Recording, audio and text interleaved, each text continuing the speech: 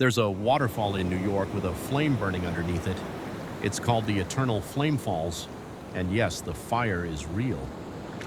Natural gas escapes from a crack in the shale rock.